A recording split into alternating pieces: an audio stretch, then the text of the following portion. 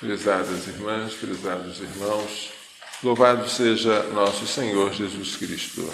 Para sempre seja louvado. E nossa Mãe, Maria Santíssima. A primeira leitura deste domingo da Quaresma, primeiro domingo, narra a tentação e a queda de nossos primeiros pais. O homem foi formado do barro da terra e Deus insuflou nele um hálito de vida, um espírito, e o homem se tornou ser vivente. Deus colocou o homem num jardim para que ele o cultivasse e guardasse.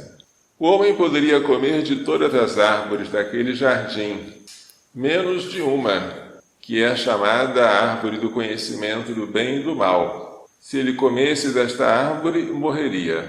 O homem pode fazer tudo, menos colocar-se no lugar de Deus para dizer o que é bem e o que é mal. Se Deus diz, não matarás, matar é mal. Para mim, matar é bom. Eu quero fazer um aborto. Prosseguir com a gravidez é que é mal. Se Deus diz, honra teu pai e tua mãe, porque isso é bom, e o homem diz, não, honrar pai e mãe é mal, porque eles não me deixam sair de casa para onde eu quero. Desonrar o pai e a mãe é que é bom, porque isso me traz liberdade. Eu estou me colocando no lugar de Deus. Se Deus me diz, não cometerás adultério, isso é mal. Mas eu digo, cometer adultério é bom. O ruim é ficar guardando a fidelidade conjugal. Eu estou me colocando no lugar de Deus. Isso eu não posso. O bem e o mal não sou eu que determino. É Deus. Esta é a única proibição. O resto o homem pode fazer à vontade. Depois, narra-se a criação da mulher, da costela do homem, para que servisse de companhia, e, por fim, a tentação. A tentação se dá por meio da serpente, que é o mais astuto dos animais que o Senhor tinha feito. A serpente, portanto, aqui representando o anjo mau, o demônio, é uma criatura de Deus. O demônio não é um Deus mau. Não, nem é um Deus do mal. O demônio é um anjo que foi criado bom e se tornou mau. E agora, afastado de Deus por sua vontade própria, ele quer levar o homem ao mesmo afastamento.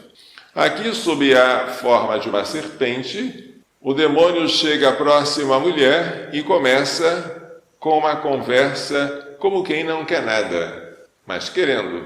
É verdade que Deus disse, não comereis de nenhuma das árvores do jardim?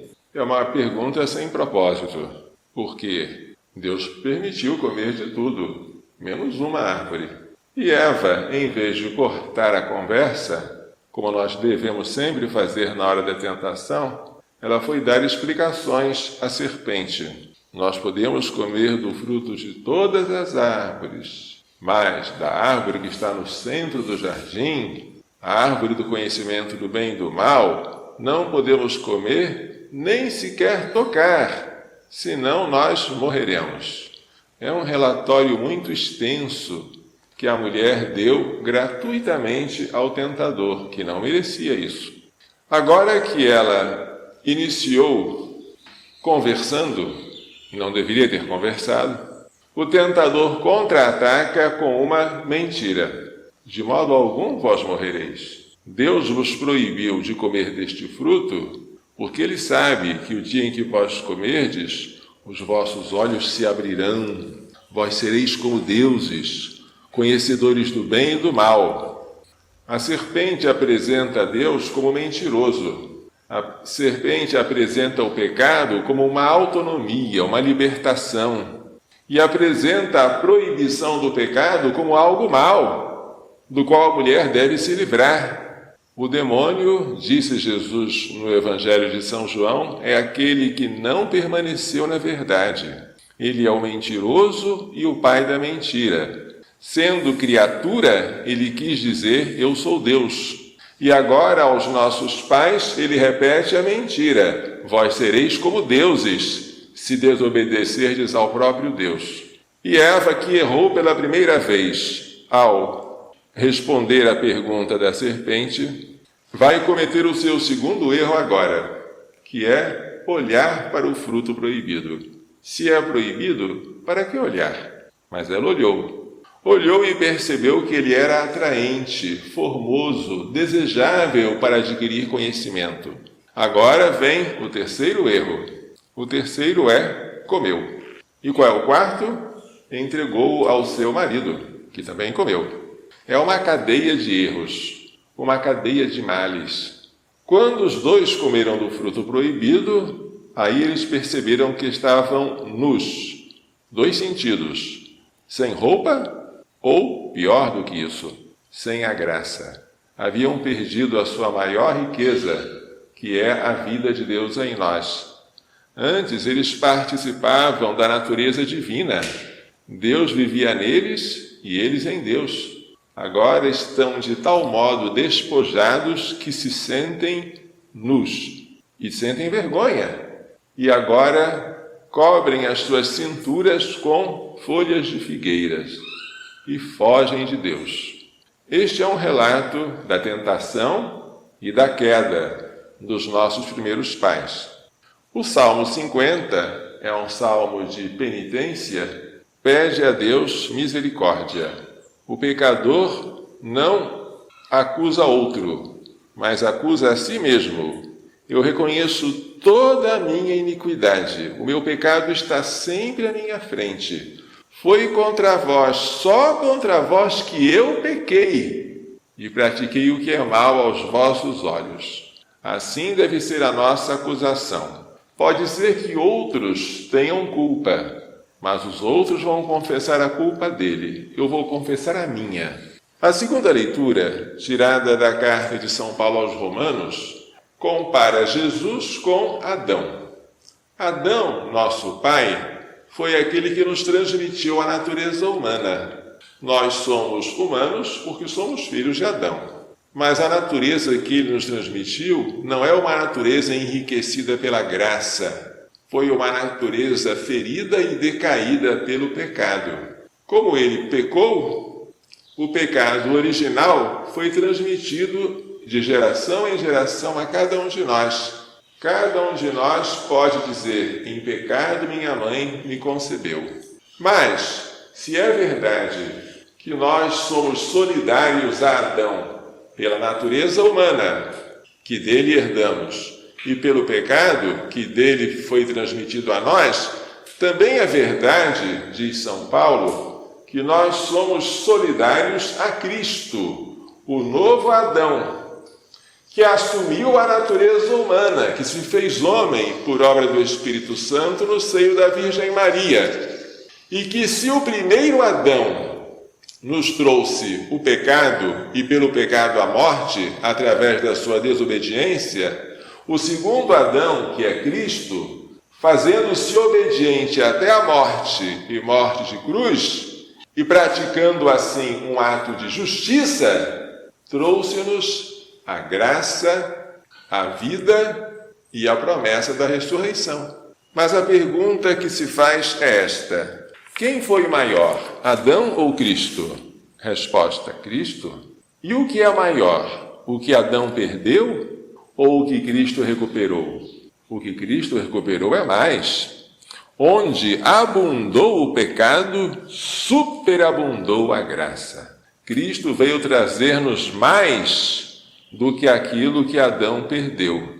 Ele, oferecendo-se ao Pai em nosso lugar e em nosso favor, como vítima de expiação pelos nossos pecados, ele obteve a reparação de todas as nossas faltas e ainda um saldo de graças, um acúmulo, um excesso, uma superabundância. A graça que Jesus veio nos trazer é comparada a um rio de água viva jorrando para a vida eterna. Jesus veio trazer vida, e vida em abundância. Portanto, se é verdade que Adão pecou, perdeu a graça e nos fez pobres, também é verdade que Cristo obedeceu, foi justo e nos deu a graça que Adão havia perdido e muito mais. Portanto, por incrível que pareça, nós vivemos numa situação melhor aqui, nesta terra, do que a situação de Adão no paraíso. Adão não tinha a Eucaristia. Adão não podia comungar do corpo e do sangue de Cristo. Adão não tinha Nossa Senhora para chamá-la de mãe. Adão podia adorar a Deus, mas na época dele não existia um Deus homem. Nós temos um Deus feito homem e um Deus feito pão, que se dá a nós em alimento. Tudo isso que nós temos faz com que nós devamos glorificar muito a Deus, porque Deus amou tanto o mundo que entregou o seu próprio Filho, para que todo aquele que nele crer não pereça, mas tenha a vida eterna. O Evangelho hoje fala de Jesus indo ao deserto, jejuando 40 dias, que lembram os 40 anos em que o povo de Israel ficou no deserto. Só que no deserto, o povo de Israel pôs Deus à prova. O Senhor está ou não está no meio de nós? Falta pão, falta água, falta carne. No deserto, o povo várias vezes foi infiel a Deus, cometeu idolatria. No deserto, o povo várias vezes trocou Deus pelas criaturas. Aqui Jesus, refazendo a caminhada do povo de Israel, vai para o deserto, mas desta vez ele, posto à prova, vence a tentação. Vence 3 tentações que o maligno lhe propõe, 3 convites ao pecado. O primeiro deles é o convite de comer pão. Comer traz prazer, é a concupiscência da carne. A tentação do prazer, Jesus venceu com a palavra de Deus. Está escrito, nem só de pão vive o homem, mas de toda a palavra que sai da boca de Deus. A segunda tentação é a de se jogar do alto do pináculo do templo para ser visto pelos homens, para ser aplaudido, para ser carregado pelos anjos. É a tentação da ostentação, do orgulho. O demônio é tão astuto que, para fazer Jesus pecar, ele cita a Bíblia. E eu pergunto, é possível usar a Bíblia para levar alguém ao pecado? Sim. Aqui o demônio cita o Salmo 90. Está escrito, Deus dará ordem aos seus anjos a teu respeito, e eles te levarão nas mãos, para que não tropeces em alguma pedra. E se você utilizar esse versículo isoladamente, você pode até ser levado a cometer um pecado. Mas Jesus respondeu à tentação do demônio com uma outra passagem da Bíblia.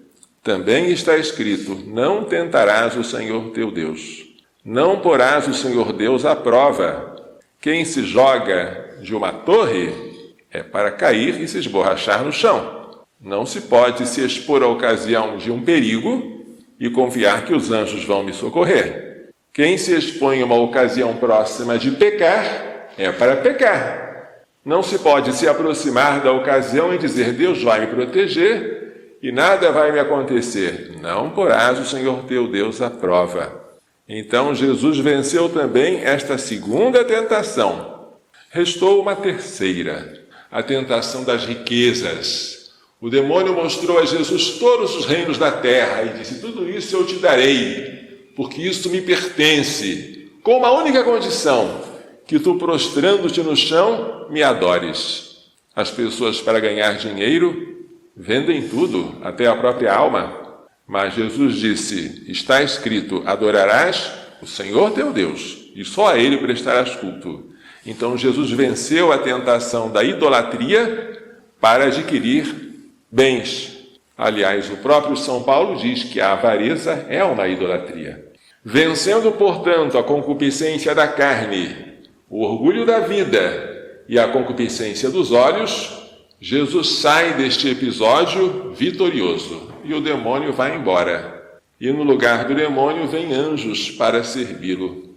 Assim, Jesus se apresenta como um bom israelita, que, ao contrário dos israelitas do tempo de Moisés, não pôs Deus à prova, não tentou a Deus, não quis de Deus se fossem saciadas a sua gula, que lhe desse pão, carne, e não quis trocar Deus por ídolos, adorando outra coisa que não fosse o próprio Deus. Jesus venceu. A vitória dele se dá pela palavra. Mas tomemos muito cuidado. A palavra de Deus é vida. A palavra de Deus não é um pedaço de papel com algumas letras. A palavra de Deus, sem a igreja para a interpretar e ensinar fielmente, pode ser uma arma maligna. Há uma brincadeira, evidentemente, uma anedota de que uma pessoa estava querendo saber o que Deus queria dela e abriu a Bíblia ao acaso. E apareceu uma passagem da Bíblia dizendo: e Judas saiu e foi se enforcar. A pessoa fechou a Bíblia, ficou assustada e abriu a Bíblia em uma outra página. E na outra página estava escrito: vai e faze tu o mesmo. A Bíblia está me mandando me enforcar. É a palavra de Deus. Evidentemente que Deus não mandou ninguém se enforcar. Mas ela leu 2 versículos em um contexto bem diferente. Assim, quando alguém vai à sua porta com a Bíblia na mão para ensinar a você a palavra de Deus, tome muito cuidado. Pode ser o demônio? O demônio fez isso com Jesus. Pode ser alguém usado pelo demônio? A palavra de Deus se aprende na igreja, porque a igreja recebeu de Deus o poder de conservar, interpretar e transmitir fielmente esta palavra. E a igreja é una, santa, católica e apostólica. Não existem muitas igrejas, uma só é a igreja de Cristo. Pela palavra de Deus nós venceremos o demônio, mas esta palavra se fez carne e habitou entre nós. Se quisermos vencer o demônio, entremos em comunhão com ela, não apenas ouvindo, como nós estamos agora ouvindo, mas também comendo dela. Se nós estivermos em estado de graça, podemos entrar em comunhão com esta palavra feita carne, sob a aparência de pão, e que agora será oferecida a nós no sacramento da comunhão. E esta palavra verdadeiramente servirá de alimento, de sustento, de remédio e de força para a vitória contra as tentações. Que Maria Santíssima, que nos deu esta palavra e que foi tão fiel a ela, nos faça entender e pôr em prática as lições desta liturgia. Louvado seja nosso Senhor Jesus Cristo. E nossa Mãe, Maria Santíssima.